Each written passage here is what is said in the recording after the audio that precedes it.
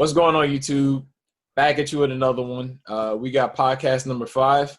Got a special guest right here. You can introduce yourself, bro. My name is the most charismatic man in entertainment, Mr. 240 pounds of twisted steel and sex appeal, Mr. No Days Off, Mr. No Days Off, Percy Brown. Thank you for having me, man. My man, I appreciate you, bro.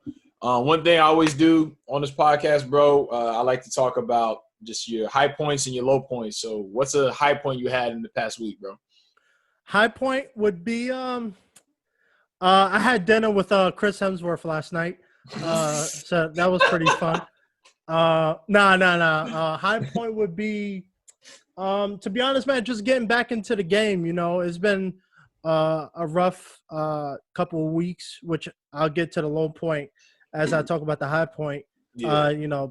Basically, being home in New York, for my brother's funeral has been a weird couple of weeks, man. And it took me a while to kind of get that drive back to, get back to, the podcast and stuff like that. So I went from low to high in a couple of days, just to focus and get that mentality back. And like Kanye said, I'm stronger than ever. Yeah. But how about you, man? What was your high point and your low point? Just a lot of perceived losses, man. But like I said on my last podcast, you could take, a bunch of, L's and, make a W. So it's really all in your perspective. Oh, that's fine, man. I love that. That was smooth right there. Yeah. So, it's all in the mind, man. As we talk about, like you said, the L, taking 2 L's and making it a W. What I want to talk about, especially to start this off, is the Tyson Fury and Deontay Wilder trilogy fight. So, they both had 2 fights already. The first one was a draw, and then the second one was very controversial, which is my main focus for this specific topic is, as I watched that fight, YouTube, it was really good. It was a really good fight. And I think Tyson Fury is really crisp as a boxer. Deontay Wilder, as we all know, is a one-hit wonder, which is not a bad thing because not a bad thing. All you need is that one punch. But the controversy starts because his promoter threw the towel and for Deontay Wilder, which prompted a whole storm of debate about protecting fighters and stuff like that. So I wanted to get your opinion about that. What do you think, man? Do you think first of all, do you think Deontay Wilder should have fired his manager because that he actually did and then rehired him? He rehired him. Yeah, he rehired him. I didn't even know that. What's funny, when I was at work today, I was watching a couple of post-fight interviews when Anthony Joshua lost to Andy Ruiz last year. And, one of the things I respected he was saying was the fact that, he could – when you take an L in the ring, you could blame, your corner, you could blame your coach, you could point the finger, but it's really your fault. You know what I'm saying? Right. You have 12 rounds to control your own fate. So, it's really on you. Him doing that kind of – it's like shirking the blame a little bit. So, if I was him, I wouldn't have done that because obviously Deontay Wilder was 39-0? 39-0? He was 41-0. 41-0 at that time. So, people aren't 41-0 for no reason. So, it had to have been working for you, at some point, at that point. So, why try to reinvent the wheel just because you lost? And then on top of that, he rehired him. So, pretty much that's his mindset anyway. So, yeah, that was a big thing. And I know before we did this podcast, I mentioned this to you. The biggest reason why I wanted to talk about that is because unlike in boxing and UFC, that's looked down upon. The corner throwing in the towel for the fighter, and we've seen this numerous times. Recently, the recent example would have been Anthony Smith versus Shogun. You probably don't know about this fight, but it was a fight that Anthony Smith was getting beat up. He suffered a broken nose, missing teeth, a severe concussion. UFC gruesome, bro. It's gruesome. And the problem was that, and so Anthony Smith was like Deontay Wilder, do not throw the fight. I want to, if I have to go out on the stretcher, I'm going out on my shield.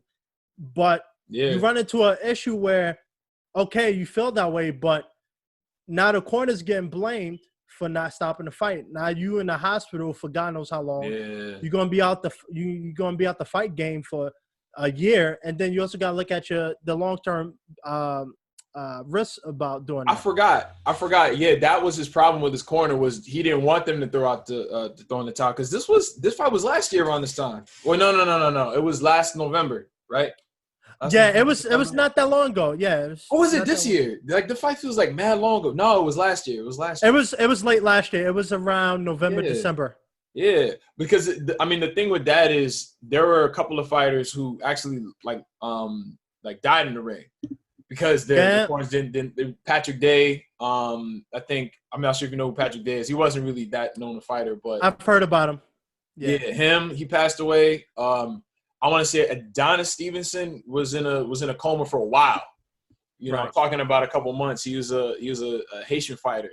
I think he might have been the WBC champ. So, at that time, it's like if that had happened to Wilder, that would have been a really big deal, and that probably would have dealt boxing like a pretty bad blow in terms of media. I forgot about that. It's funny that you're bringing that up.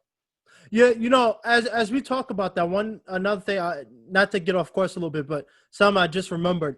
I don't know if you heard about the fight, the two women that fought last week, maybe 2 weeks ago, where one of the women was a professional fighter. Straight up killer. She was like 15-0, and she had a late replacement fight because the fighter she was supposed to fight backed out at the last minute. Was UFC or this is boxing? This is boxing. This just happened like 2 weeks ago. Mm-hmm. God forgive me, I don't remember their names. But the late replacement girl that she was fighting, I think she only had 4 professional bouts on her resume, and it was a severe mismatch. The fight was over in like 10 seconds. She got knocked out instantly. And what network was this on? Do you know? It was like Showtime, Fox. You know what, man? I didn't watch the fight. For various reasons. I was home, so I didn't pay attention to it. But I read about it because it was a big thing about in boxing, unfortunately, and you probably know about this, is that boxing gets a lot of rep for giving tomato cans to fighters, to pat out their resume. Yeah. And that was another case of someone without experience getting thrown into the sharks, and she could have died from getting beat up like that. And for what? What's the purpose? Yeah, you want to pad this, this star's record, but now you're risking the health and safety of fighters. Well, my response to that would probably be, that lesser fighter and her management and all of that. They kind of knew what it was when, they signed the fight. It's not like they didn't, you know what I'm saying? Because let's say if I'm a fighter and I'm, 0-1 or I'm 1-0, I'm not going to fight a guy that's 7-0, 12-0 because he's got a lot more experience than I do. So, it's just not smart. So, I get that. But they kind of knew what they were signing up for. Because it's a gamble. So they went ahead and, they just took that chance. So, that's a good point. And one thing I like to do is look at both sides of the argument. So while that's a good point, the biggest criticism about that is, hypothetically, yes, that is true. They knew what she was getting into. But at what point does the commission step in and say, just because you want to fight don't mean you're qualified to fight? You know what I'm saying? Like in boxing, the commissions aren't going to do none of that. All they care about is money, the live gate. They don't care about none of that. And that's one of the problems with boxing, like the WBC, the IBF, the WBA, WBO. They're not, because it's not like maybe the UFC, where the UFC is just one, entity, one singular entity. It's not like the NBA or the NFL, where it's just one singular entity that, players, teams, whomever, they answer to those particular people. You know what I'm saying? Right. That's the problem with boxing. Boxing is kind of like all over the place, where, it's like the sanctioning bodies are in cahoots with the networks, and then they kind of just work together, and then like the well-being of the fighters really ever gets taken into consideration. That's why you have, like a Canelo getting popped for clenbuterol, freaking, I don't know if you ever heard of Gerald Big Baby Miller, but, him getting popped dirty. Boxing just been struggling with that for years. So the sanctioning bodies, they've never been an answer to that. Even though they try to employ like the clean boxing program. So let's say if you're the champ, you have to be enrolled with VADA, which is like random blood, in urine testing. But Right. no, they're not the solution. They're the problem. They're the problem. they're not the Right. solution. Well, although they're not the solution, they did come up with a nice, interesting fight that I think we all are looking forward to. This guy was not we're generations behind him, but Mike Tyson is coming back to fight Roy Jones Jr. Two guys we didn't grow up watching, but we know Mike Tyson's a killer. Roy Jones is another killer. And it's interesting, before I ask you about it, I didn't know Roy Jones Jr. wasn't a heavyweight fighter. He fought. He's not? No, he is not a heavyweight fighter. He, if I'm not mistaken, fought at 170, around that kind of weight. Oh, he was so he was like a light heavy. Well, no, not a light heavyweight. He was. It would be like in UFC is a welterweight division. I don't know if it's same in boxing. Well, in boxing, 168 is super middleweight, and then so he would have been super middleweight. Yeah. Oh wow. And yeah, that was a nice, interesting thing. But regardless, I think a lot of people are going to tune in because it's $50, which for boxing, this pay-per-view? Boxing pay-per-view, yeah, it's pay-per-view, and it's only $50. All the money's going to charity, which is amazing. Mike Tyson came out and said he's not getting paid. But what do you think about this fight? I personally am looking forward to seeing the guy that we all knew about but never got to watch in person to finally step in the ring again. Man, all right, my thoughts are this. Now, I don't really think that, like this is like a necessary fight, because this is the thing with older fighters, right? They're fighters at heart. I feel like they don't like to just sit there and commentate on it. Like their whole life has been, I'm a fighter. So if the opportunity presents itself for them to get back in the ring, I don't blame them for doing that, because this is what they love to do. However, I mean, I do have concerns because they're old. Like, do you know? Have you ever heard of Zab Judah before? The name is familiar, but I can't say. So basically, he's not of that particular era, but like he's like Floyd, like Floyd era. And he fought a younger dude, I think a couple of years ago, like 2 years ago, and it didn't end well. Basically, he could have ended, like his life could have ended, like he could have died. I think, in fact, like he was in the hospital like right after that. So let's say like when we're done with this podcast and like you looked it up, like Zab Judah's last fight, you look at the knockout, he got knocked out, by like some dude that was like 19 and 2, something like that. It just didn't end well. And Mike Tyson, I don't know if you've seen any of his training videos, but I mean, to some degree, Mike Tyson is still Mike Tyson.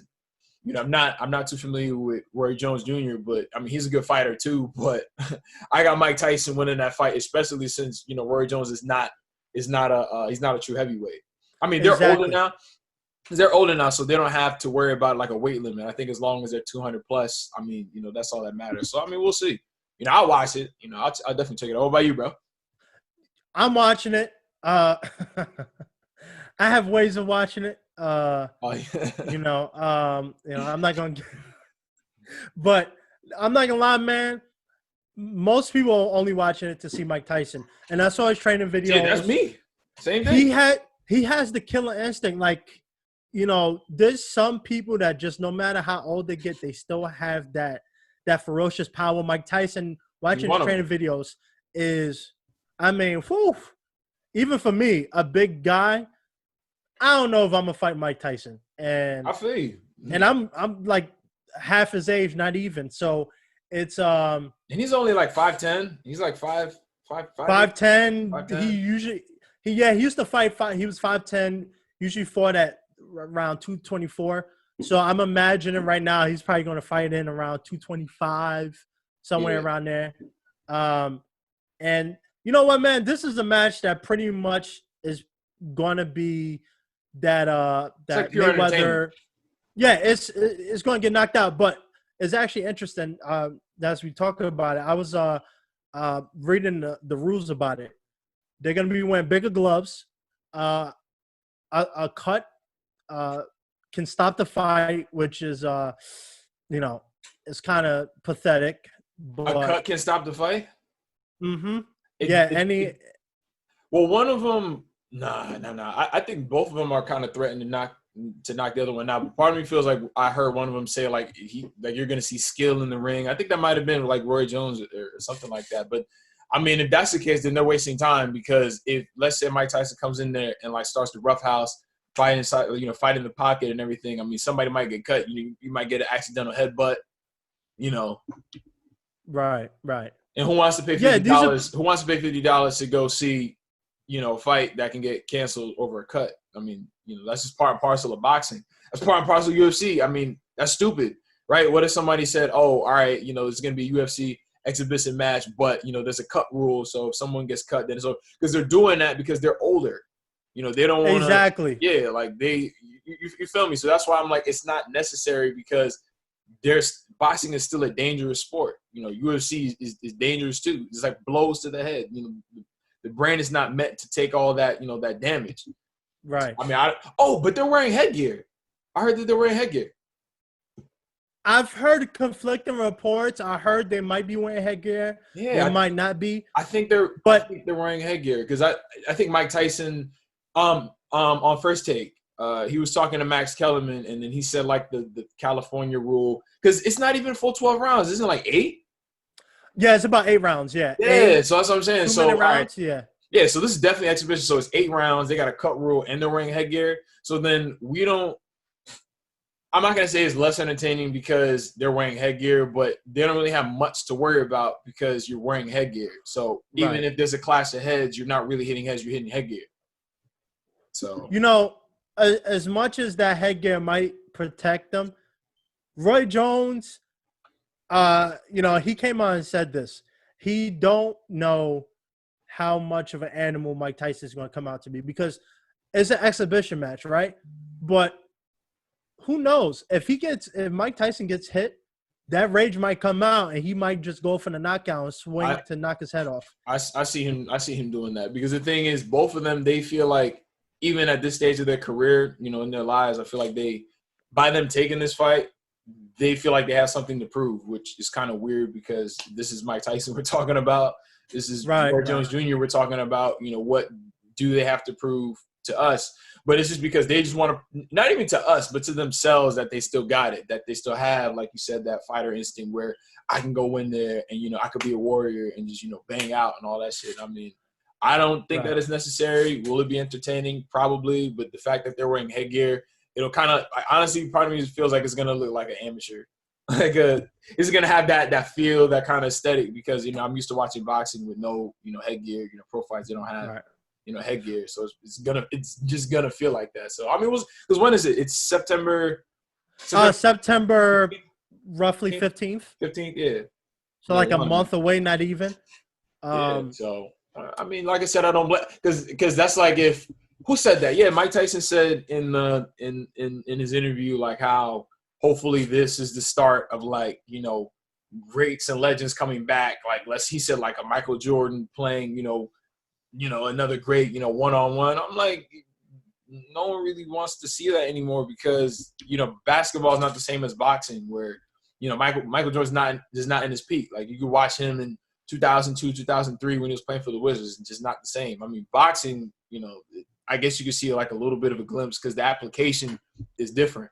Right. It's all about technique. And someone like Michael Jordan, as much of a good player he is, he's not going to come back to playing basketball after like 25 years of retirement and look sharp. It's going to be barely stepped on the court. Yeah, it's terrible. Nobody want to watch that. But as we talk about that, if you're not sold on a pay-per-view, if nobody's sold on a pay-per-view, you know what will sell this pay-per-view that people don't know about is that Nate Robinson is fighting Jake Paul. I mean, come on, man. Like that's a $200 million fight right there, right? But what? But why? It's just like he's not a boxer. Like it. What's funny? You said Jake Paul, right? Or Logan Paul? It's Jake Paul. So wait. So Jake Paul was the one who fought KSI like last year? It would have been Jake Paul. Logan Paul was the one that fought KSI. Okay, but put it like this. It seems like they have so much money as to where they can just be almost anything that they want to be. Like they could probably like play in like the D League and the NBA because they just got the money and they probably know, you know, this person or that person to just be able to do that shit. You know, Right. Personally, like, I would just not watch that undercard, to be honest with you, because I think I've seen the KSI fight in passing. Like, I think I've seen like a couple highlights or whatever, because one of them, they have a contract with DAZN, which is the same boxing network that Canelo was on. Right. So he like they can just do that, and he's not even a fucking boxer, because it's not like he's fighting anybody worth notes. So he's like a celebrity boxer. Like, all right, so like, let's say if you're a famous actor, you might not be an athlete, but he's just gonna challenge you because, you know, whatever. Right. You know, I put it like this. I mean, it's good for boxing in one way. Like, I'm not an anti, you know, good for boxing dude. So let's say if somebody like him will bring, you know, pay-per-view buys and, like, you know, increase like the audience, then great. You know, that's good for the sport. But at the same time, like, anybody who's like really like a boxing fan is like, come on, man. Like, Nate Robinson, dog, like, you're a basketball player. And he retired like how many years ago? Like 5 years, give or take. Yeah, like what? Like, where they just, like I said, I mean, if you have money, you could just wake up and just decide you want to be an astronaut. You know, you want to be a freaking, you know, athlete. You can just be an athlete, and that's cool. I mean, must be nice, but, you know, I mean, you know, what's your thoughts, bro? Because I'm a pessimist when it comes to these guys, bro. Like, I just don't find it, and especially Logan Paul and Jake Paul, you know, whichever one of them, because, you know, like they look alike. They train with Ryan Garcia. Do you know him?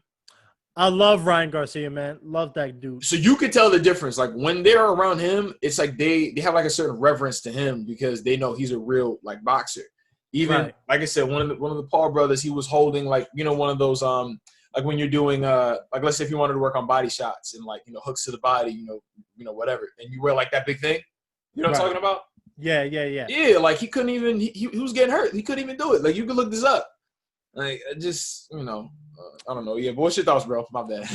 You know, man, it's it's good because I think this is a lot of people talk about it, and it's one of those things where, like you said, when you have money, you have name recognition, you can kind of do anything. And as we talk about that, it's interesting because Logan Paul and KSI, for being non-boxers, their pay-per-view did bigger numbers than I think Canelo's last fight. So yeah, you know, man, you know, Nate Robinson, I'll probably watch it just to see what kind of skills he brings to the table, because Nate Robinson is athletic. He's an athletic dude. yeah.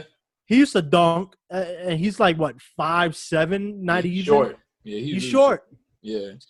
So he might. How tall is Jake Paul, Logan Paul, whichever one? He's about 6'1". Oh, so he's 6'1", fighting a guy who's. He's gonna be dwarfing. Yeah.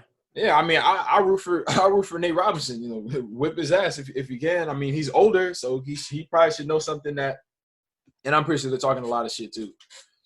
Yeah, it's boxing is, you know, so boxing, no matter how athletically gifted you are, it really all comes down to technique, because, you know, as someone who's been learning kickboxing, boxing and stuff, it's a lot harder to box, and it's all about conditioning. Sweet science. 100%.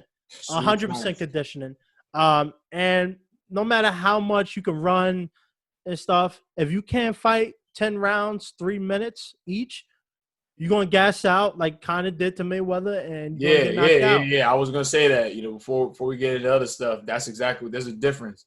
You know, boxing is the sweet science. That's why they call it that. That's why he went in there. If you watch his Conor McGregor's post-fight interview, he was like, man, he had 4 different game plans, and, you know, boxing is just an entirely different discipline. Yeah, it is. Like, you can't, you know, because it just doesn't transfer well. But the same thing could be said about, you know, Floyd if he went to the octagon. He's not going to do that, because it's just different in there. It's not the same thing.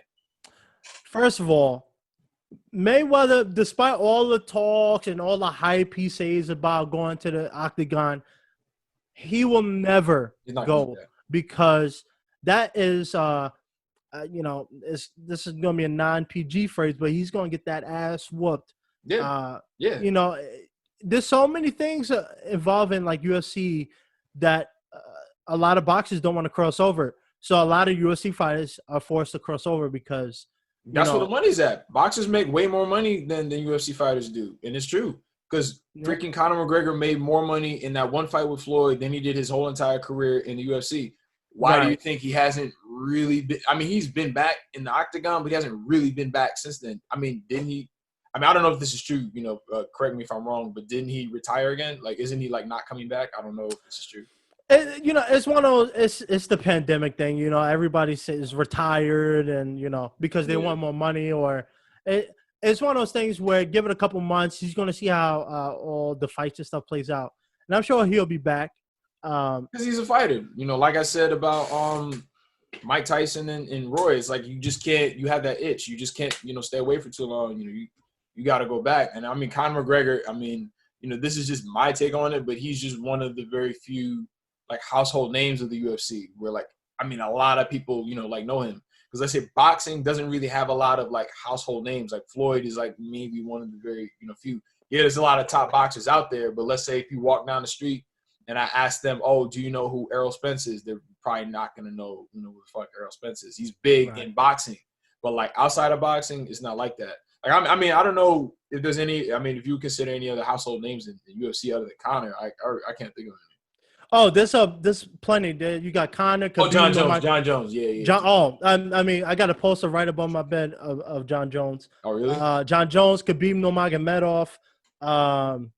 The list goes Stipe Miocic.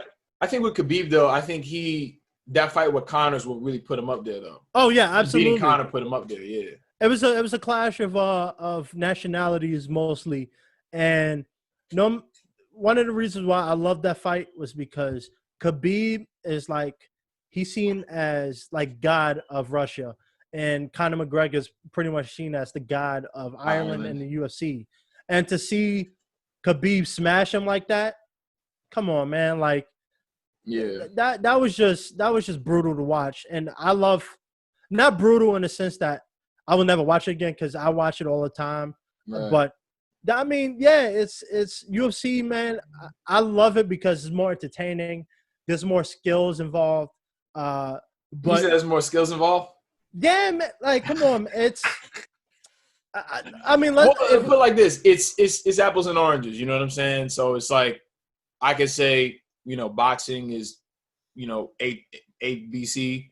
You could say the same thing about UFC. So I'm not even gonna go there. We could, man. Look. We could make this. I ain't gonna go there because it's like it's not feasible. Like regardless, we could talk about it, but it's like UFC is UFC and boxing is boxing. So yeah, people can say, oh, I think more of football than I do, basketball. All right. There's still two completely different sports. Conor McGregor said the same thing, right? I mean, it's like I said before, it's just two different disciplines. It's just two different things. You're right, and since both, are just owed a lot of respect, regardless, because it takes a lot to get in the boxing ring. It takes a lot to get in the fucking octagon. Right. So it's like you will rarely ever hear me say, "Oh, this fighter's a bum" or "This guy is whack," because they all put their life on the line. Like you see Conor McGregor's ears, bro. Yeah, I'm not gonna lie, man. Boxing, the biggest issue with boxing, and this is why people compare it to the UFC, is that they have a lack of stars. Like besides the Canelos of the world, the Deontay Wilders, the Tyson Furys, and the Mayweathers, they don't build up all their talent. So you end up stuck with, like, let's keep it real. The Deontay Wilder and Tyson Fury fight, right? Can you name me any match on that card besides that one? No. Oh yeah. Well, you might because you're a hardcore boxing fan. Right. But for a lot of people like me who's not a hardcore boxing fan, you don't watch these fights to see the prelims. They don't put as much hype in those kind of fights. What they do is they build the main card, and one of the biggest critics about that is, yeah, you can do that. But what happens if, like, let's say Deontay Wilder pulls out the fight? You got no fight now. Nobody's gonna watch that. You know what I'm saying? No, you're right. I mean, that's the biggest problem with boxing, and it's something that boxing struggled with since like 2016 is just making the biggest fights. I mean, people criticize, Floyd for that, where at his he didn't fight Pacquiao at Pacquiao's peak, or they didn't fight when people felt like they were supposed to fight. The same thing goes on now. Where you might have that one guy that goes, undefeated, and then there's this, the number one contender, but they just let that fight marinate, for too long, and then what happens? One of these fighters lose, and then that's that. The difference between UFC and in boxing is that, when, Nate Diaz, is taking L's before. Freaking, Conor McGregor's taking L's. John Jones been beat before or not? No. All right, so he's never been beat. All right, but let's say that narrative in UFC doesn't exist where, in order for you to be a great fighter or have huge stock in UFC, you have to be undefeated. It's like that in boxing, where there's certain fighters, right. They won't take certain fights because they don't want to lose that So then you'll have, all right, so let's say Deontay Wilder and Anthony Joshua. People were talking about that fight for the past 2-3 years now. What happened? Freaking Deontay Wilder lost, Anthony Joshua lost. So now that fight's not what it was before. Right. And you'll get that because you have different sanctioning bodies. So you have the WBC in discussion with the IBF and all these other sanctioning bodies, and if they don't see eye to eye, then that's a problem. Then you have DAZN and then Showtime or Fox, and then who has the rights to what. So that's why boxing is at a way more disadvantage in terms of media and the public and trying to grow and be on, let's say, an NBA level where you'll see it on Channel 7 for free because it's just that big. Right. You don't see any pay-per-view NBA games. They don't have to do that because it's just that big where everybody has access to it. Boxing, they need to do these things because it's not that, big. Not that I think that the format of pay-per-view is ever going to go away, but it's just that it's still a necessity today because, it's just not up there yet. But that's the problem with boxing. So I totally agree with you. That's why if, let's say, I was more of a, UFC fan, I'd probably be a little bit more satisfied because you just have one champion in one weight division, and that's pretty much it. Right. You know what I'm saying? Boxing, you have 4 different champions, 4 different belts. And then you have unifications, which is cool because it has that whole, Infinity Stone kind of thing where, he's got 3 of the belts and then this person, you know what I'm saying? Right, but yeah. It hurts the sport more so than it helps it. You got just too many different hands in the pot. And it's been like that, for a long time. We got promoters, you know what I'm saying? It's just right. There's too much shit. And this my next statement is going to tie into my next question I want to ask you. The reason, so I was watching Chael Sonnen. He's a former UFC fighter, title contender, I should say. And one of the things he said about boxing, and the reason why a lot of people don't like it, is because in boxing, for instance, if you lose 2-3 fights, you're considered a bum. LeBron has lost so many games a year, and he's lost so many championships. Yeah. But he's not considered a bum. He's still considered one of the greatest of all time. Yeah. Whereas in boxing, you lose 1, 2, 3, 4, even 5 fights. Oh, you a bum. You're not getting. Nobody's going to hire you. Nobody wants you in their promotion. And that's the part that sucks, man, because it's only 2 people. So it's a 50-50 chance of winning. In the UFC, Nate Diaz, for instance, his win-loss record is not that great. But he's such a damn good fighter, so entertaining that people don't care. Everybody tunes into Nate Diaz fight. Yeah. Not even just because he's a weed aficionado. This man puts on entertaining fights. He knows how to get people in seats, and people love that. In boxing, unfortunately, unless you bring in a 14-0, a 30-0 record, and you lose 3 fights in a row, you're a bum. Nobody wants you. You washed up. Get out of there. Even just see this is. I mean, even the come up of a boxer is kind of like let's say if I wanted to be a boxer coming up, it's I gotta stay undefeated for like you said 14-0. I gotta be 15-0 just to get my stock up there because no one wants to pay attention to a 14-7. 14 and you know what I'm saying? Right. I think you're only allowed losses later in your career, and only if those losses are to the best guys, because nobody's gonna fault you for losing to Floyd Mayweather. I mean, it's Floyd Mayweather. Canelo is one of the most popular. You know what I'm saying? He's one of the cash cows in boxing. His only one loss is to Floyd Mayweather. You know what I'm saying? Right. So it's respectable. I mean, he's a boxer. I'm not sure if you ever heard of him. Sean Porter. He's got 3 losses, so he's I say 28-3, or 30-3. But Right. those 3 losses are to top tier, boxers. So you just like, yeah, you can't fault him for losing because those are to the top guys. I mean, like, and you gotta respect it. And what's funny, for his last loss against Errol Spence, which was last year in September, he got like a moral victory because he looked the best against Errol Spence than anybody else has in Errol Spence's career. So, I mean, boxing is kind of like, shifting, but at the same time, it still suffers from all of that, though. Yeah, boxing is it's a controversial sport, not so much because of the combat, but the way how it's operated. And one of the questions I wanted to ask you was Floyd Mayweather. Everybody knows Floyd, but he's always been criticized for his fighting technique. Me personally, and I know you train boxing. One of the biggest things I ever learned is the greatest offense is even better defense. His defense is exactly what makes him great. Honestly, I consider him the greatest of all time. Yeah. Obviously, there's always going to be a debate between him and Muhammad Ali. But a lot of people think he's boring, which is fair. I mean, you're not really you're just watching a guy running around the ring. But when you watch his technique on YouTube, like when you break down his fights and you see the bobs and the weaves and his footwork, people think he's boring. But what do you think about that? Do you think he gets unfair criticism? Do you think he should be considered one of the greats?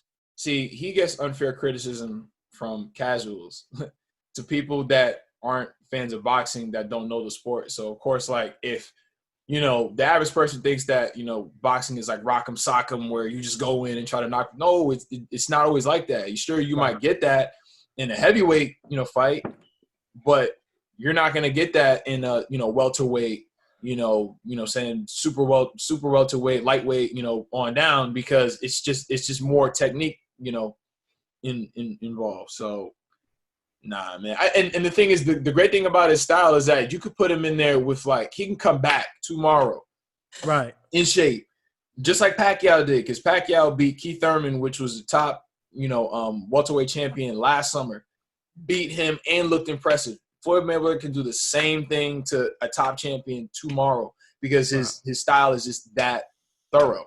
If you know boxing, then there's no complaints. In fact, I love watching Floyd because it's just a lot more to that. Some people don't pay attention to like the footwork, the pivoting. You know what I'm saying? Like just like the little nuances the sweet science. People don't pay attention to that. If you're somebody that likes boxing, then Floyd should be one of your favorite people to watch. Obviously, yeah, he's not a knockout artist, but sometimes you might not get that. Sometimes you might get that 12-round chess match. Right, look what he did to Conor McGregor. Like, he didn't just knock him out. Like, he systematically, like, just put him down. Like, you just got to go back and you got to watch it. Like, I love watching film studies. Like, sometimes, like, here and there, I might watch a film study. And then, like, the adjustments, like, boxing, the main thing is adjustments that you make. So, let's say if we're playing boxing, like, if we're fighting, what I'm doing in round 1 is not what I'm going to do in round 3 or 4. Like, it's like, just like in basketball, there's quarters. In boxing, if you have a good game plan, you have quarters in your mind. So it's like, all right, rounds 1 through 3, I'm doing this. Then, 4 through 6, I'm doing this. Then round 7, I'm going to take it off. Then round 8 through 9, I'm going to put my foot on the gas. And then, you know what I'm saying? Like, that's what Conor McGregor didn't know. So that's what he meant when he was like, oh, he had, 4 different game plans. Yeah, he made adjustments. Right. Like I said, people who don't know boxing are the ones that like to run their mouth about Floyd, bro. Yeah. Like, anybody who really knows boxing, they're not saying nothing. You're right, man. But here's my opinion about not Floyd, but his fight with McGregor. That fight. I only seen that fight once or twice. I seen it twice. It was a good fight. It's on YouTube. The problem I had with that fight was that the judges were about to rob Conor. Did you see the scorecards? So round 1, Conor boxed Floyd by like 95%. Floyd, if I'm not mistaken, only threw 2 punches, and they still gave the round to Floyd. How do you justify that? How do you give? Like, I get that he kind of lost regardless, but they was about to rob him anyway. Well, rounds 1, 2, and 3 was obviously Conor's, and they robbed him out of that. See, what this is the thing with boxing, like, and you got judges, so it just really just depends on, because, like, all right, so let's say, like, I like boxing, you like boxing. there's a certain criteria that you judge each round by, like ring generalship, you know what I'm saying? Like, punches landed, punches missed, you know what I'm saying? Like, output, all those different things. But our criteria still might be different. So let's say like I might look at it around one way, you might look at it around another way. Cause like scoring in like, so let's say like, all right, for me, when I watch like certain, like, all right, so let's say if I watch like a super competitive fight, right? And people say, oh, I think this person won. Oh, I think that person won. Oh, he got robbed, blah, blah, blah. I have to watch that fight. Like I say once or twice, like no food, no distractions, no nothing to score the fight. Like that's just like, and I don't even know how judges do that without like getting distracted because there's so much noise. You're sitting like ringside, so you don't get to see all angles. You know what I'm saying? Like to really be able to judge those things. So that's why I'm like, I would have to like to see what you're talking about. I would have to go back and then like really watch it to maybe see that. Because I mean, from what the one thing that I remember from that fight was the fact that the way that Conor McGregor came out, like, when the fight started, he looked like he was in the octagon. I don't know if you remember that. Yeah. He took like a UFC, fighter stance. I was like, yo, bro, I was like, yo, what are you doing? And then like he switched after the fact. Right. So scoring, like I said, boxing is like probably the same thing with UFC. Just boxing has like layers and layers and layers to like how you look at it, and it could be interpreted and looked at a bunch of different ways. And you also have to have IQ. You know what I'm saying? Like you could score a fight, like the eye test, because like I could watch a fight to enjoy it, and I could watch a fight to score, and it's different. I might not really enjoy a fight scoring it because I'm like looking out for certain things, and I'm not really watching it because I'm, you know what I mean? I'm looking out for different things. But when you watch a fight to enjoy it, then I look at the whole picture, and then I'm not really seeing everything. You know what I'm saying? Like when Wilder fought Fury the second time, I just watched that fight to enjoy it. So I didn't really like see all like the subtleties that maybe other people saw. Right. That's why some fights like I might only watch it one time because I mean, you know what I'm saying? Like it wasn't a robbery or anything like that. I don't know. Speaking of, I don't know what your thoughts on were. Did you hear about the glove gate? So about Tyson Fury's gloves and how basically the padding in his glove wasn't there, so that's why he was able to hurt Wilder so much. I think Wilder has like a dent in like his temple like to this day. No pun intended. You going to hell? Nah. No, bro. Yo, I heard about that. I know Deontay's Wilder brother mentioned that. I think Deontay's coach mentioned that too. And man, it's one of those theories where you won't know 100% sure whether it's true or not. But I did see that, and I think that honestly, I think it's possible. I think in boxing, unfortunately, there's been times where things are getting things are sliding under the rug, and that's a fact. That's a fact. Boxing has a lot of work to do, man. A lot of work, and I'm not even gonna front. It does. And I know you mentioned about the judging, and that's always. I know UFC is in that position right now where the judging is absolutely terrible right now in certain places. Right. But there's a difference between honest, like, all right, two people saw the fight two different ways because it was so close. That's one thing. But when you look at a scorecard and you watch the fight and you see, like in UFC, they'll tell you how many strikes are thrown, how many significant strikes there were in those strikes thrown. When you look at that with boxing, Conor, absolutely. I mean, yes, he did lose the fight. But the rounds that they get to Floyd is absolutely robbery. I mean, which rounds were they? Because this makes me actually want to watch the fight now. Rounds 1, 2, 3, and I think 5. I'm not mistaken.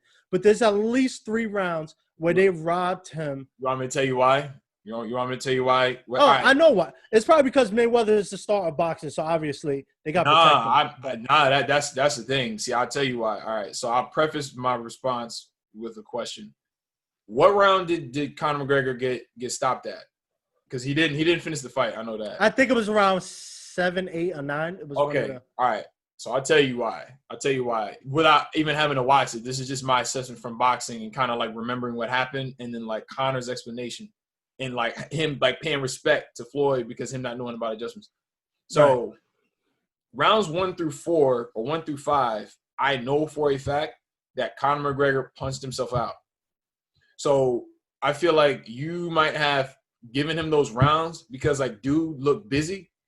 But if you probably go back and look at it, he probably wasn't landing as many punches as you thought that he was. And then if he did land those punches, they were probably getting blocked or they were like close shots. This is just from what I'm thinking, because if you remember, by the end of the fight, he was gassed out. Right. And he looked like he had no conditioning whatsoever. That's why he was like, dang, boxing is different because in UFC, how long are each round? It's like 3-minute rounds. Championship fights are 5 rounds of 5 minutes, and then regular fights are 3 rounds. 5-minute rounds. Yep. Okay, so you see, so it's like it's still different. You know what I'm saying? Because five rounds for 5 minutes is not the same as 12 rounds for 3 minutes, something like that. You know what I'm saying? But you get what I mean, though. 12 and 5 is just different. So if you think about it, so why was he gassed out at round 7? Because he punched himself out very early. And I'm like, I'm boxing somebody, and you want to get super busy in the early rounds. All right, okay. Right. Because boxing is really like a marathon, like chess mentality. You know what I'm saying? So that's why I'm like, if I go back and I watch it, that probably be what happened, because there's a lot of, because I don't remember his style, Conor McGregor's style, like, because in boxing you got a boxer puncher, you got a swarmer, and you got an outboxer. So I don't really remember how he fought him. Like I said, I would have to go and check, because this was 2017. So that was 3 years ago. It doesn't feel like it, but it was. I'm not sure what his stance was, and look, it's condition is a big thing in boxing. It's if you break it down, 12 rounds. What is it? It's 2 minutes, right? Yeah, I think it's 2 minutes. I don't know why I'm like not remembering, but it should be 2 minutes. I think, yeah.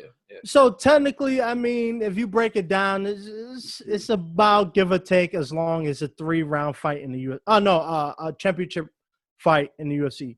And Conor has had fights. His first fight with Diaz, where because he's a heavy puncher, he doesn't use his energy well. And it's fair. I mean, a lot of people who go into boxing for the first time, Conor, you go into boxing for the first time, you don't realize like 2 minutes seems short, but it's 12 rounds. So you have to, balance the energy out. Yeah. But here's the thing about that. Regardless, all right, he outpunched himself out. That's fine. Mm-hmm. The problem is, though, even if the fight would have went the distance, right? This is a universal rule in UFC.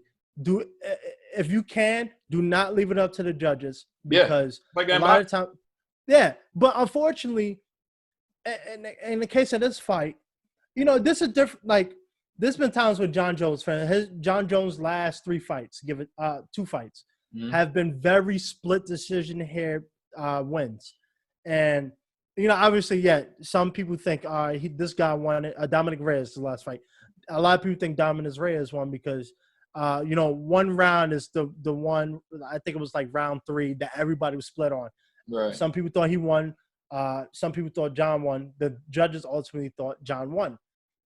But this is just a difference between that and then a blatant disregard for first round of Floyd Mayweather and Conor.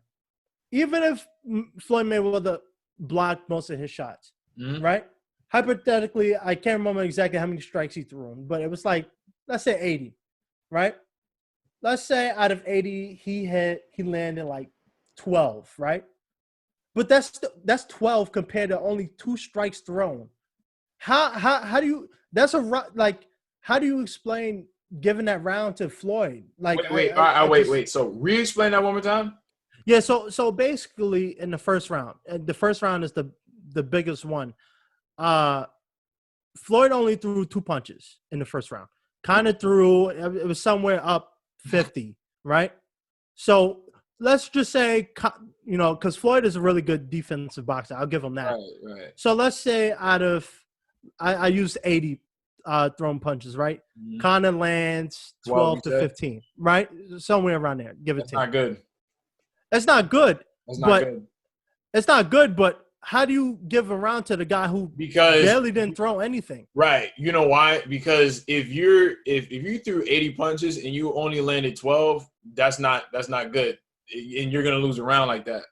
You know what I'm See, saying? Because let's say because it's just like because that's what that's pretty much like my like how I just came to that conclusion because it's like he punches himself out. You're swinging, you know, that's great. You look busy, like you look busy to the naked eye, but to the trained eye, you're not. You out of 80 punches and you only landed 12. So like I hate math, but I don't know the percentage of that, but I know that's a very low percentage. yeah, In boxing, you know, at the end of the fight, like all right, so like I love to play fight night, right? right. So usually like you want to land more than like I usually tend to land like more than half of my punches in fight night, right? And usually in boxing they land like a good percentage is like upper 30s to 40 something percentage of punches. Out of 80 punches and you land 12, that's a very low percentage. You, as a matter of fact, would rather in boxing, you would rather throw less punches and land more significant. So let's say it'd be better if he threw, let's say, 24 and landed 14 or 15. That's good. That's good. Right. Because there's a reason why Floyd only threw two. Like if what you're saying is true, and if I go back and I see that he only threw two, that's why, because he came out and then Conor came out super aggressive. He's like, all right, I'm just gonna, you know what I mean, be defensive, whatever, stick and move, and then let him punch himself out. Because clearly, you know, Conor, I guess his game plan was to go in and just try to stop Floyd, which would have been crazy. Because when that whole thing was going on, like all the press conferences and stuff like that, if Conor McGregor beat Floyd that day, right? If he beat Floyd that day, boxing would have got flipped the fuck upside down. They would have handed freaking Conor McGregor the sport of boxing on a freaking gold diamond encrusted plate, but that didn't happen. that did happen, and that's just why. Like I said, to the naked eye, 80 punches, 12. You know what I mean? Like it's just, especially when you watch the fight, it'll be like, oh, okay, you know, Conor, you know, went out there. But if you're watching the score of that fight and you're seeing that he's not really landing these punches, they're getting blocked, parried, you know, he's moving, whatever. No, then I could see why the judges gave it to him, because you're just swinging wild. Like because I'm gonna go back and I'm gonna watch this. Like probably maybe not tonight, but tomorrow I'm gonna check the fight out and I'm gonna, you know, just see why. But like I said, boxing, because maybe in UFC, if like you're the busier fighter and you have more, you know what I'm saying, punches thrown, and you know what I'm saying, then you might, you know what I mean, like the criteria through which, you know, whoever wins a round is completely different. And that's probably why I think a lot of people felt it was a robbery. And even besides the first round, there was a couple rounds where McGregor outpointed him. It was a robbery. They was about to rob him. And regardless, if hypothetically, just based off what happened up until the knockout, it looked like if it would have went the distance, Floyd probably would have won. But up to that point, it looked like they was about to rob him. When you look at the scorecards, like they was just about the rob that win from McGregor regardless. And what's funny, I think I saw like a picture. I think maybe Floyd posted it, or Leonard Ellaby or somebody posted like the official scorecards for the Mayweather McGregor fight. I don't remember. You know, it's obviously vague, because probably what you see, you know, on when you watch a boxing match is like the unofficial scorecard. So that's like, you know, how the commentator has it. You know what I mean? Because normally they have like the commentator, he talks, and then like they'll show his that's just him. You know what I'm saying? And we don't know. Remember, I told you there's two ways to watch a boxing match, so we don't know how he's watching it. You know, he could be watching it like, you know, just to, you know, what he thinks and then what he actually knows, and he won't know that because he's too busy talking. Yeah. Because I've been at work. Like I remember, there's a, you know, Charlo Harrison, and that fight was like, you know, very controversial because Jermell Charlo was the champ. Tony Harrison, you know, beat him. Some people said it was a robbery. Some people said, you know, Charlo won, you know, whatever the case. So I was at work and I scored the fight. The thing is, so let's say I was watching round 5. Every time a customer came and I had to help somebody, I had to watch that round from the top. I can't have it because you have to be locked in. So that's why I'm like, you know, unofficial scorecards, it's like, yeah, it'll give you a gist, but it might not be what, like I said, it might not be what's actually on, you know, the judges table, which is, you know, could be completely, you know, different. So, yeah, the judging thing has been an ongoing discussion, especially in the UFC. I'm not sure about the boxing world, but the UFC especially has been a huge issue, especially in certain areas. Florida is one. People say the same thing for Canelo.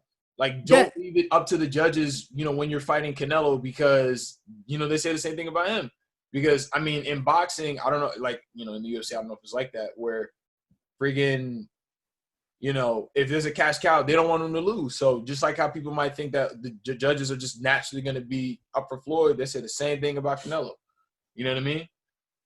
So yeah, you're right. There's a somewhat mentality in the UFC about that, where if you're in order to beat a champ, you have to beat the champ. So you got to beat him decisively. Yeah, exactly. Yeah. So sometimes, some champions win just because the fighter just didn't do enough to beat the champ.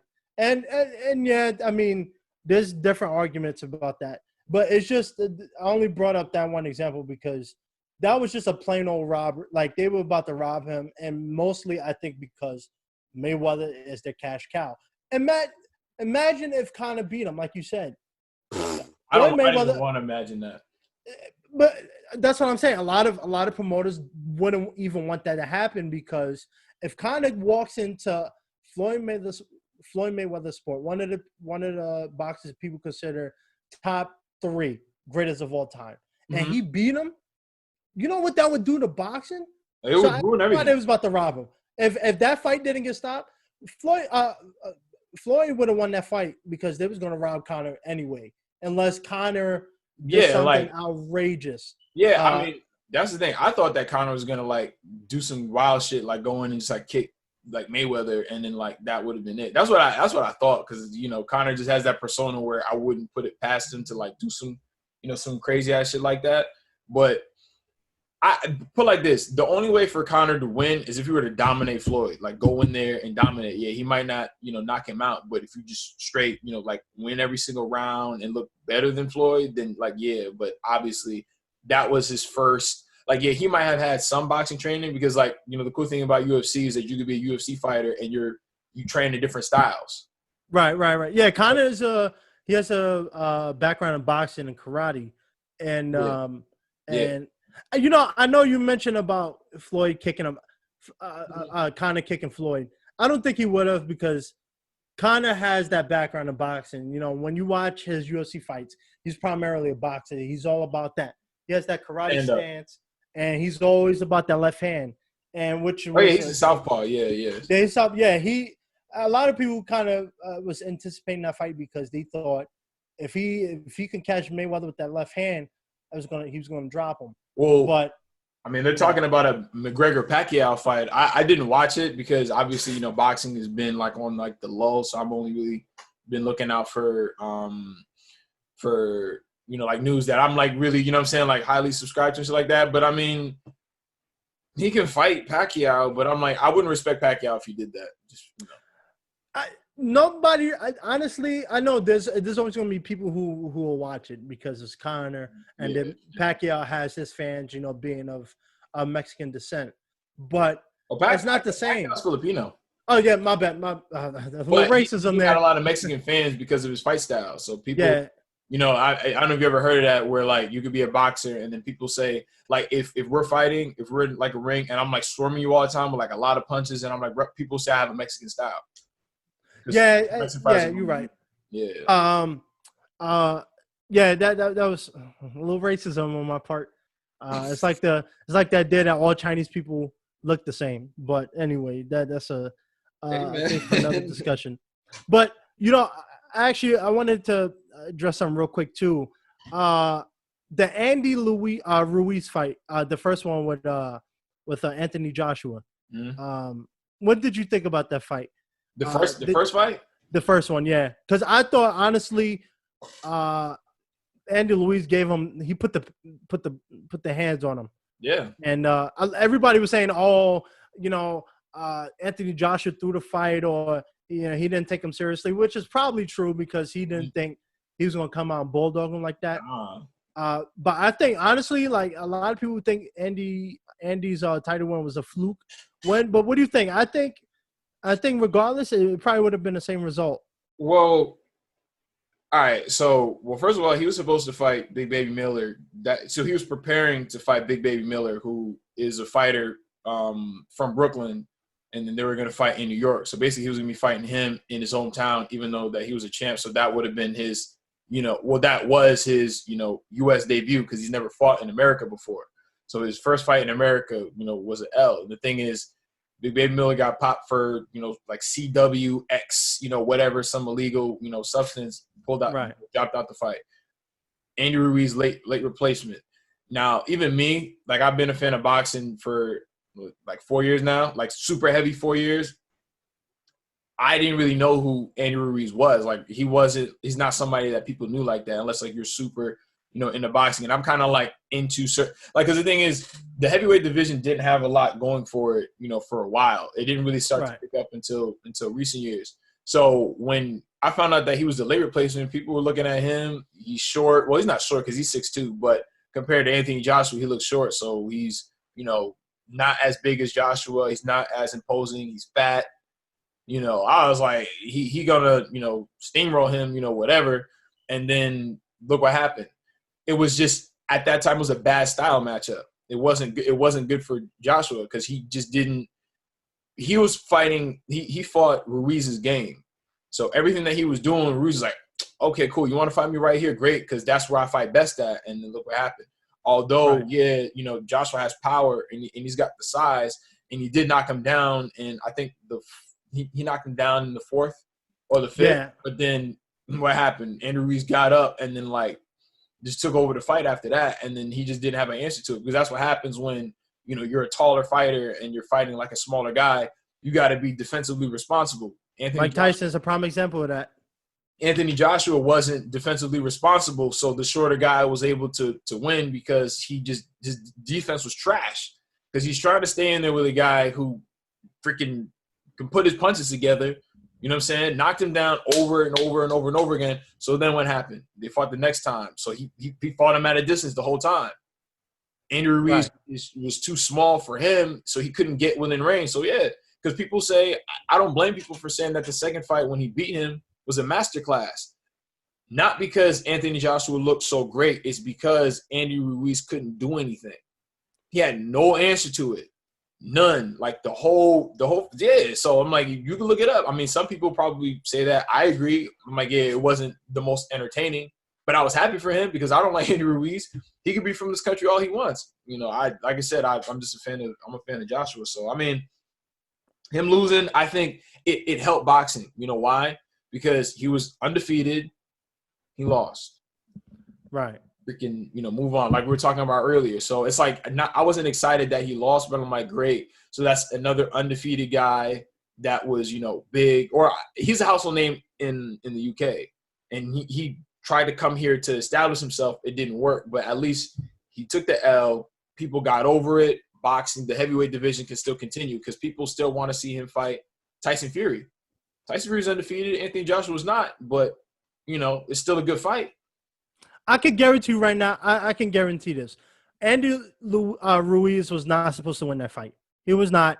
I think they threw him in there. Right. They were supposed to feed – because let's be honest, they was protecting Anthony Joshua. Yeah. His fight against that dude you mentioned, most people don't know about him. It was going to be one of those tomato can that's what they thought. Yeah, that's what they thought. Screw jobs. And Anthony Joshua did the first fight. Andy Ruiz did it the second fight where they underestimated their opponent. Yeah. Anthony Joshua thought it was going to be a quick payday.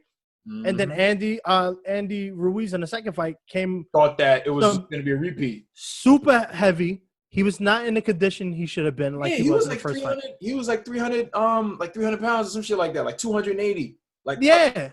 And then he said leading up to the fight, oh, yeah, I'm going to come in lighter, so I'm quicker and all this shit. And then, turns out he came in a lot heavier than he was the first freaking time, which, I mean, he's still a good fighter. It's just that, like I said, Joshua made an adjustment that he should have made the first fight. Right. Yeah. So that could have easily happened the first fight if they had planned for that. They just didn't they just obviously just didn't study this guy at all because, I mean, looks could be deceiving clearly. So they probably looked at him and were like, oh, he's fat, he's small, probably don't have a lot of – because Andy Ruiz don't even look like the kind of guy, like the fighter that has a lot of power either. He's got pop. He's got pop. I mean, as you saw, freaking Anthony Joshua's like 6'7". He's got those – yeah. Yeah, like You know, and Andy Ruiz is a good fighter. He'll be back. I mean, he lost, but that was his 15 minutes of fame, though. It's over now because he needs another step up fight to redeem himself. And I mean, obviously, you know, the pandemic and everything like that. So nobody's checking for Andy Ruiz right now. But let's say, I don't know if you know him, he could fight Luis Ortiz. He could fight. I know him. Yeah, Luis Ortiz. That would be a good step up fight for him. He could fight.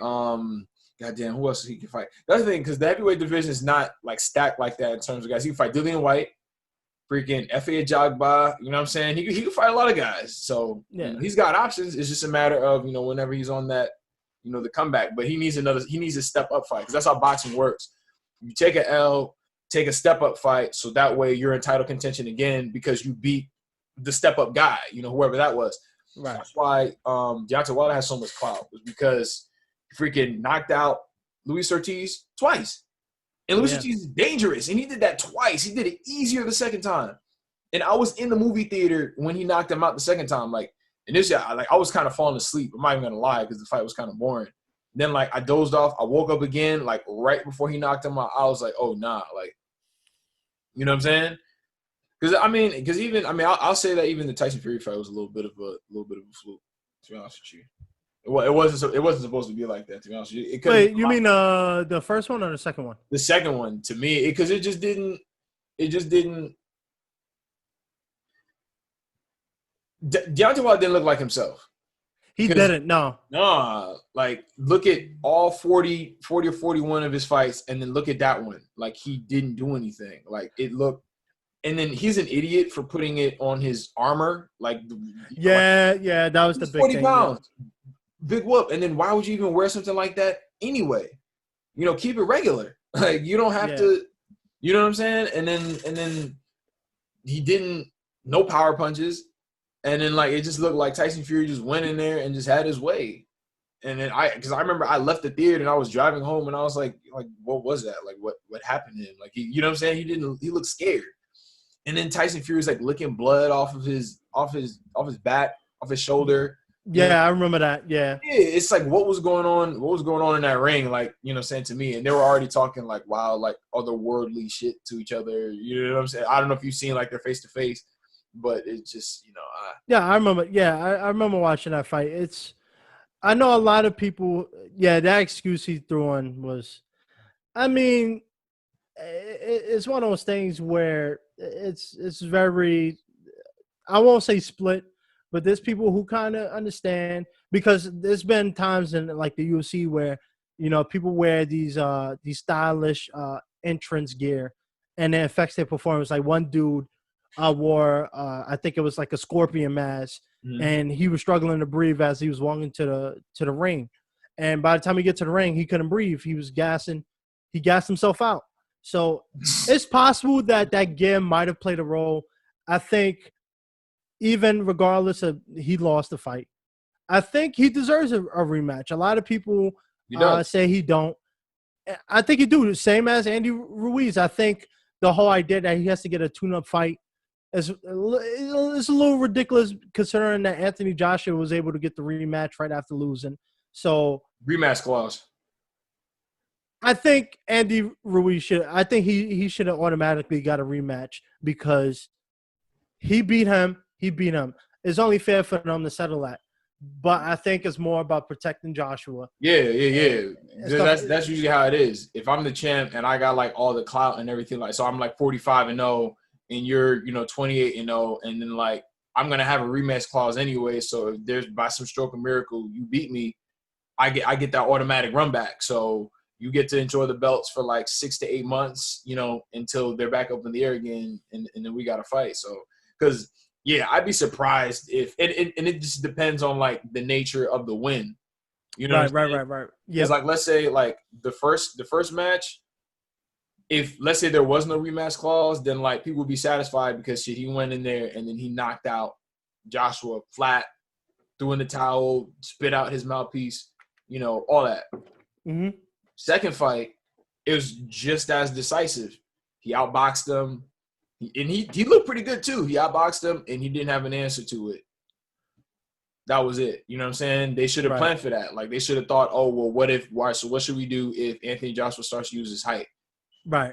in distance, which is all that he did. It's like, what did they think that Joshua was gonna do when they got in there? Like, I don't, it's like they didn't. It's like, what do they say? It's like failing to plan is like planning to fail. Absolutely. Yeah, Absolutely. like, because that's what it looked like. Because all he did was, keep his lead arm out, gaze the distance, and then like 1-2, and then move around. 1-2 over and over and over again, and then that was basically it. So I mean, but yeah, and the thing is, the heavyweight division got to move on because nobody wants to keep seeing, Ruiz, Joshua over and over and over again. That's my problem with Canelo and Triple G. They're planning to fight a third time. Like, I don't care. Like, y'all, we seen y'all fight already. It comes down to I'm gonna keep my response short because I don't want to put the people to sleep. But it comes down to the fact that they don't promote other fighters. You always focus. Boxing has always been notorious for having one person that carries the division. Yeah. Mayweather has done it, and then now that he's retired, he's practically been retired even before the Mayweather fight. That was just a money grab. Yeah. But Canelo is the new face now, and Triple G, people know him now. But besides Tyson Fury, but boxing don't really have a lot of name recognition. Like all the dudes you mentioned about, all the other fighters that you mentioned, unless you really enjoy boxing and watch it all the time, nobody knows who these people are. Yeah. I can name, like I'll say Cowboy Cerrone. You know who that is, right? Yeah, I know him. You know him. You know Anthony why? Pettis. You know why? It's because I tagged along.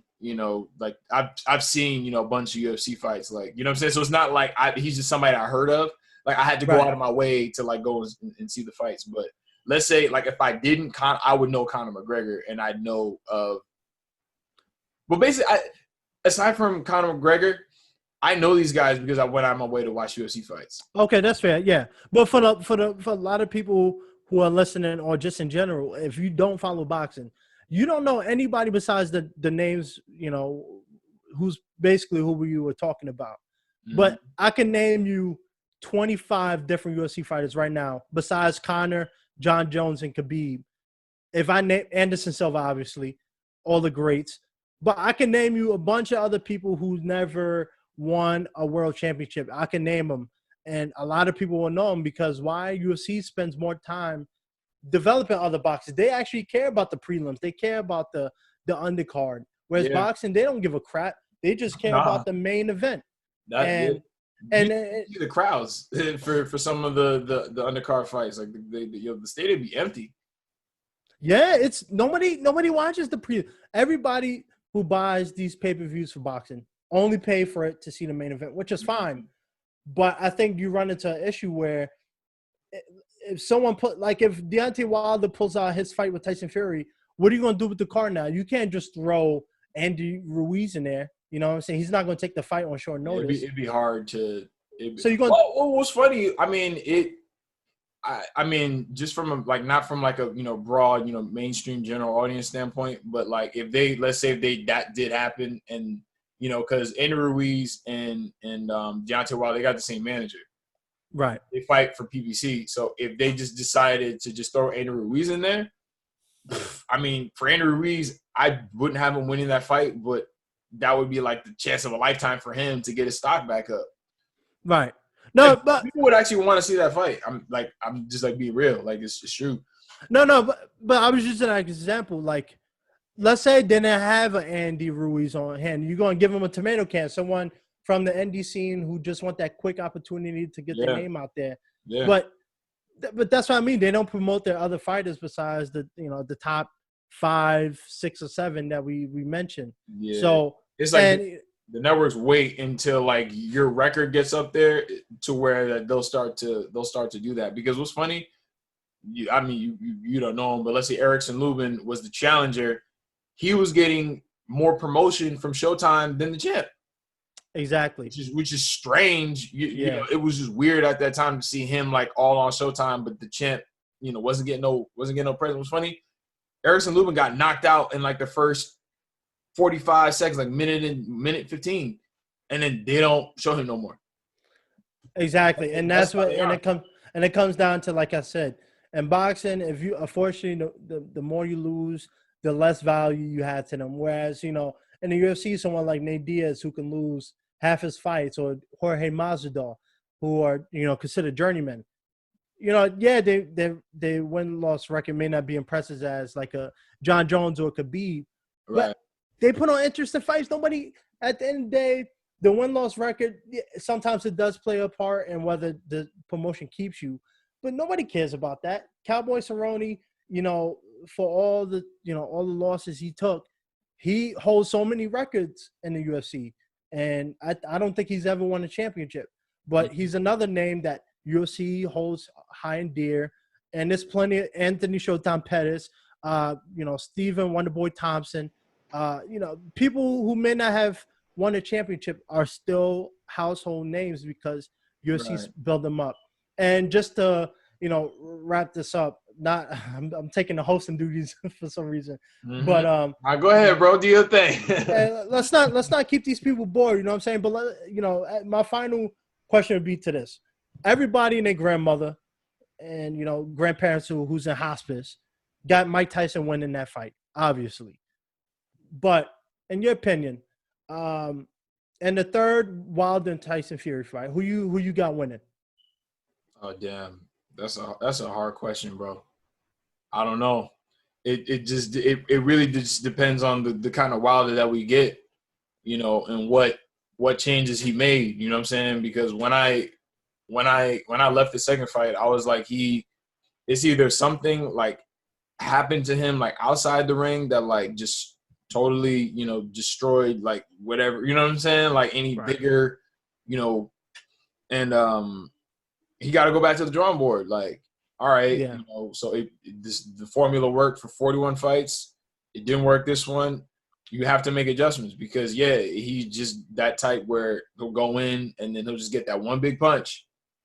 And then that's it. But what happens when, like I said, you get next to a Tyson Fury who will just keep you at bay with, punches and bunches. Right. And solid footwork and head movement. What you going to do?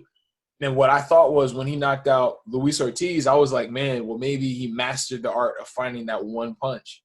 Because if you look at it, like Luis Ortiz is like a boxer puncher with like good footwork because he started working with Sean Porter's trainer. And then he knocked him out. Like just the way that he did it, the film study's not on YouTube anymore, but just the way that he did it was like, oh man, maybe he mastered it. And then Tyson Fury, like he just didn't do anything. So it just depends. Like I'll say it's a 50-50 fight again. I mean, if Deontay Wilder wins, I'm happy. If he loses, well, it is what it is. Right. It's really hard fight to pick. I've been a Deontay fan, so I'll give him the nod. And as we wrap this up, I know one of the biggest criticism that Deontay has faced is that he's not a technical boxer. He's not the most crisp boxer. But in the heavyweight division, unfortunately, a lot of times that's not needed. A big prime example of that is Francis Ngannou from the UFC. I'm sure you probably heard of him. He's another dude that may not know how to wrestle and all this stuff. But all it takes is one punch. If you know how to time it right, like, for instance, Francis Ngannou, his last 4 fights have been under a minute. Or I think the longest one in the last 4 fights was like 45 seconds. Mm-hmm. Because, a lot of times, unless you're a Floyd Mayweather, all it takes is that one punch to knock somebody out if you have that power. Mike Tyson was he was one of those examples that he kind of deterred from that. He was powerful, but his footwork, his speed, his agility, and his ability to close that distance real quick, that's what made Mike Tyson so great. Not so much the power he possessed, but how crisp and fast and whew. I mean, there's not going to be another Mike Tyson for a long time. Obviously, someone's going to come, people evolve. Someone's going to come in and be like a new Mike Tyson-esque. People said that about Wilder. 41 wins, 41 knockouts. Like his record was clean. Like how many other boxers that did that? Like he could have been like that new guy. Right. Think about it. like it's exciting because it's like you watch him and then you're just waiting for that one punch. You know, when is it gonna happen? When is it gonna happen? And then like usually it does in like exciting fashion. It's like, oh shit, damn. You know what I mean? And then like I said, one loss doesn't take anything, you know, away from him. You know, again, it's just one loss, but you know, I don't know. We'll see, bro. We'll see. I say it's when are they supposed to fight? December? Yeah, December. Yeah, around there. I don't think the day is finalized yet, but I believe they're aiming for the end of the year. You just want to get it over with, and it's gonna be a good fight, man. But Mike Tyson, I'm so looking forward to that one. Regardless of, you made me excited for that fight, bro. Man, that fight is gonna be good, man. I want to see if Mike Tyson still got that killer instinct. It's supposed to be a fun charity exhibition match, but we all know that, you know, he might get as he warming up, he gets into the rounds, he might let that go. He might let that killer instinct go, or Roy might hit him, and that fire will come out. And I think that's what people are looking for. Because they're in the mid-50s, so right, yeah, they're in the mid-50s now. Yeah, Mike Tyson 54, Roy is like 51. So I mean, you know, 3 years ain't really a difference when you're in your 50s. Yeah, they're up there. So you know, we'll see. But I have Mike Tyson coming out, and like I think Roy Jones is gonna kind of stick and move, and you know, box a little bit and try to like, you know, catch him. And I think Mike Tyson is gonna do classic Mike Tyson and come out there and like do, you know, his signature, like, you know what I'm saying, signature punches. Right. Come out wild and like try to stop him, but I mean, it's gonna look weird because they're wearing headgear. But you know, we talked about that before already. Yeah, I'm curious to see. I think the rules could probably change from now until then, so we'll see. But that fight is gonna be amazing. $50 is a hell of a deal that I'm not paying for. So, you know, I'm sure most of us.